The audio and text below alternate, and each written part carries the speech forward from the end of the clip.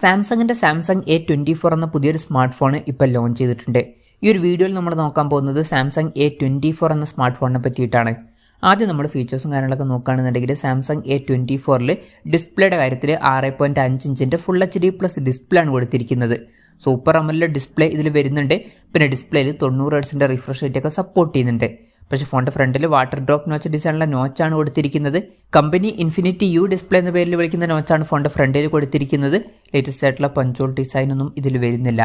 പിന്നെ ഫോണിൻ്റെ peak brightness വരുന്നത് 1000 നിറ്റ്സ് ആണ്. അപ്പോൾ ഡിസ്പ്ലേ ഫീച്ചേഴ്സ് നമ്മൾ മൊത്തത്തിൽ നോക്കുകയാണെന്നുണ്ടെങ്കിൽ ഈ ഫോൺ 18,200 രൂപ പ്രൈസ് റേഞ്ചിലാണ് വരുന്നത്. ആ ഒരു പ്രൈസ് റേഞ്ചിൽ തരക്കേടില്ലാത്ത ഡിസ്പ്ലേ ഫീച്ചേഴ്സ് വരുന്നുണ്ട്.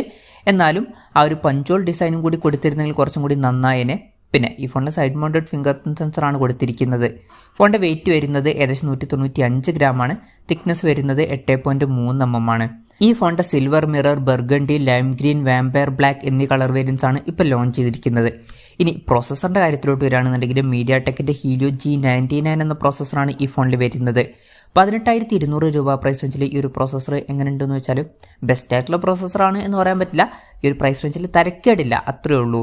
പിന്നെ ശ്രദ്ധിക്കേണ്ട ഒരു കാര്യം എന്താ വെച്ചാൽ ഇതിൽ 5G സപ്പോർട്ട് ചെയ്യുന്നില്ല, മാക്സിമം 4G സപ്പോർട്ടാണ് വരുന്നത്. ഫോണിൻ്റെ ബേസ് വേരിയൻറ്റ് 6GB റാമും 128GB ഇൻറ്റേർണലും വരുന്നുണ്ട്. 8GB റാമും 128GB ഇൻറ്റേർണലുമായിട്ട് വരുന്ന ഒരു വെർഷനും വരുന്നുണ്ട്. പിന്നെ മെമ്മറി എക്സ്പാൻഡ് ചെയ്യണമെന്നുണ്ടെങ്കിൽ ഡെഡിക്കേറ്റഡ് മെമ്മറി കാർഡ് സ്ലോട്ട് ഈ ഫോണിൽ കൊടുത്തിട്ടുണ്ട്. അതായത് 2 സിം യൂസ് ചെയ്യുമ്പോൾ തന്നെ ഒരു മെമ്മറി കാർഡ് നമുക്ക് സെപ്പറേറ്റ് ആയിട്ട് യൂസ് ചെയ്യാം.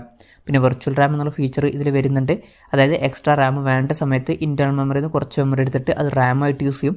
അങ്ങനെ 8GB റാം വരെ എക്സ്ട്രാ നമുക്ക് ലഭിക്കുന്നതായിരിക്കും. പിന്നെ NFC എന്നുള്ള ഫീച്ചർ ഇതിൽ സപ്പോർട്ട് ചെയ്യുന്നുണ്ട്.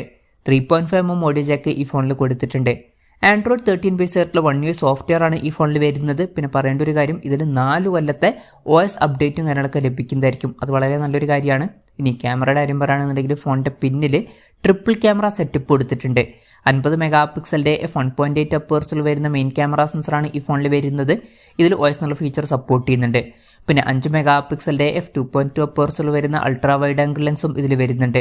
മൂന്നാമത് 2 മെഗാപിക്സലിൻ്റെ f2.4 അപ്പേഴ്സിൽ വരുന്ന മാക്രോ ലെൻസാണ് വരുന്നത്. സെൽഫി ക്യാമറയുടെ കാര്യം പറയുകയാണെന്നുണ്ടെങ്കിൽ ഫ്രണ്ടിൽ 13 മെഗാപിക്സലിൻ്റെ f2.2 അപ്പേഴ്സിൽ വരുന്ന സെൽഫി ക്യാമറയും കൊടുത്തിട്ടുണ്ട്. അപ്പോൾ തരക്കേടില്ലാത്തൊരു ഓൺ പേപ്പർ ക്യാമറ സ്പെസിഫിക്കേഷൻ ഈ ഫോണിൽ വരുന്നുണ്ട്. ഇനി ബാറ്ററിയുടെ കാര്യം പറയുകയാണെന്നുണ്ടെങ്കിൽ 5000 mAh ബാറ്ററി കൊടുത്തിട്ടുണ്ട്. 25 വാട്ടിൻ്റെ ഫാസ്റ്റ് ചാർജ് സപ്പോർട്ട് ചെയ്യുന്നുണ്ട്. അതുപോലെ തന്നെ Type-C ചാർജിംഗ് പോർട്ടും ഇതിൽ വരുന്നുണ്ട്. അപ്പോൾ തരക്കേടില്ലാത്ത ഒരു ഓൺ പേപ്പർ ബാറ്ററി സ്പെസിഫിക്കേഷനും ഇതിൽ വരുന്നുണ്ട്. അപ്പം ഇതൊക്കെയാണ് മൊത്തത്തിൽ ഫീച്ചേഴ്സിനെ പറ്റി പറയാനുള്ള കാര്യങ്ങൾ. പിന്നെ ഈ ഒരു സ്മാർട്ട് ഫോൺ ഇപ്പം ഇന്ത്യൻ മാർക്കറ്റിൽ ലോഞ്ച് ചെയ്തിട്ടില്ല. ഇപ്പം വിയറ്റ്നാം പോലുള്ള രാജ്യങ്ങളിലൊക്കെയാണ് ഈ ഫോൺ ലോഞ്ച് ചെയ്തിരിക്കുന്നത്. വിയറ്റ്നാമിൽ ഈ ഫോൺ ലോഞ്ച് ചെയ്തിരിക്കുന്നത് 18,200 രൂപ പ്രൈസ് റേഞ്ചിലാണ്. ആ ഒരു പ്രൈസ് റേഞ്ചിൽ ഈ പറഞ്ഞിട്ടുള്ള ഫീച്ചേഴ്സ് എങ്ങനെ ഉണ്ടെന്ന് വെച്ചാൽ തരക്കേടില്ലാത്തൊരു ബാറ്ററി സെറ്റപ്പ് കൊടുത്തിട്ടുണ്ട്. അതുപോലെ തന്നെ തരക്കേടില്ലാത്ത ക്യാമറ സെറ്റപ്പും വരുന്നുണ്ട്. പിന്നെ പ്രോസസ്സർ ബെസ്റ്റ് എന്ന് പറയാൻ പറ്റില്ല. 5G സപ്പോർട്ട് ചെയ്യുന്നൊരു പ്രോസസ്സർ ഉണ്ടായിരുന്നെങ്കിൽ കുറച്ചും കൂടി നന്നായിനെ. അതുപോലെ തന്നെ ഡിസ്പ്ലേ ഫീച്ചേഴ്സിൽ പല ഇൻട്രസ്റ്റിംഗ് ആയിട്ടുള്ള ഫീച്ചേഴ്സും വരുന്നുണ്ട്. പക്ഷേ പഞ്ചോൾ ഡിസൈൻ വരുന്നില്ല എന്നുള്ളൊരു കാര്യം വരുന്നുണ്ട്. അപ്പം ഓവറോൾ നോക്കുമ്പം ഈ ഒരു പ്രൈസ് റേഞ്ചിൽ ബെസ്റ്റ് എന്നൊന്നും പറയാൻ പറ്റില്ല. തരക്കേടില്ലാത്ത ആവറേജ് ആയിട്ടുള്ള ഒരു ഫോൺ, അത്രയേ ഉള്ളൂ. ഇനി ഈ ഫോൺ ഇന്ത്യയിൽ ലോഞ്ച് ചെയ്യുന്ന വെച്ചാൽ ഇന്ത്യയിൽ ഈ ഫോൺ ലോഞ്ച് ചെയ്യാൻ ചാൻസ് ഉണ്ട്. പക്ഷേ ഇന്ത്യയിൽ ലോഞ്ച് ഡേറ്റിനെ പറ്റിയിട്ടുള്ള കാര്യങ്ങളൊന്നും ഇപ്പം പറയാൻ കഴിഞ്ഞിട്ടില്ല. അതിനെ പറ്റിയിട്ടുള്ള കൂടുതൽ കാര്യങ്ങളൊക്കെ അറിയുമ്പം അതിനെ പറ്റിയിട്ടുള്ള വീഡിയോസൊക്കെ നമ്മൾ ചെയ്യുന്നതായിരിക്കും. അപ്പം അതുപോലുള്ള വീഡിയോസ് കാണാൻ താല്പര്യമുണ്ടെന്നുണ്ടെങ്കിൽ ഈ ചാനൽ സബ്സ്ക്രൈബ് ചെയ്യാവുന്നതാണ്. പിന്നെ ഇന്ത്യയിൽ ഈ ഫോൺ ലോഞ്ച് ചെയ്യുകയാണെന്നുണ്ടെങ്കിൽ ചിലപ്പം ഒരു 16,000-17,000 രൂപ പ്രൈസ് റേഞ്ചിലൊക്കെ ആയിട്ട് ഈ ഫോൺ ലോഞ്ച് ചെയ്തേക്കാം. കൺഫർമേഷൻസ് ഒന്നുമില്ല, ജസ്റ്റ് നമ്മുടെ എക്സ്പെക്ടേഷൻ പറഞ്ഞു എന്നേ ഉള്ളൂ.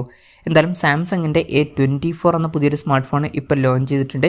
ഇത് വളരെ മികച്ചൊരു ഫോണായിട്ടും തോന്നിയിട്ടില്ല, ആവറേജ് ആയിട്ടുള്ള ഒരു ഫോൺ, അത്രേ ഉള്ളൂ.